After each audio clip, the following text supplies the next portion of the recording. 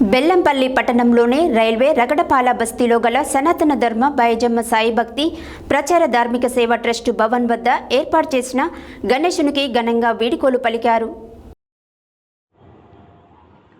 బెల్లంపల్లి పట్టణంలోని రైల్వే రడగంబాల బస్తీలో గల సనాతన ధర్మ బాయిజమ్మ సాయి భక్తి ప్రచార ధార్మిక సేవా ట్రస్ట్ భవన్ వద్ద ఏర్పాటు చేసిన గణేశునికి ఘనంగా వేడుకలు పలికారు. ట్రస్ట్ కార్యాలయం వద్ద సోమవారం మధ్యాహ్నం నిమజ్జన వేడుకలను ప్రారంభించి స్థానిక బెల్లంపల్లి బస్తీ చెరువులో నిమజ్జనం చేశారు.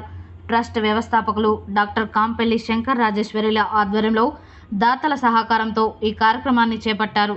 కాగా ట్రస్ట్ ఆధ్వర్యంలో గత 9 రోజులుగా గణపతి నవరాత్రి ఉత్సవాలు అంగరంగ వైభవంగా జరిగాయి. ఇందులో భాగంగా చివరి రోజైన సోమవారం ప్రత్యేక పూజలు నిర్వహించారు. స్వామివారికి విభిన్నమైన వివిధ ప్రసాదాలను సమర్పించారు.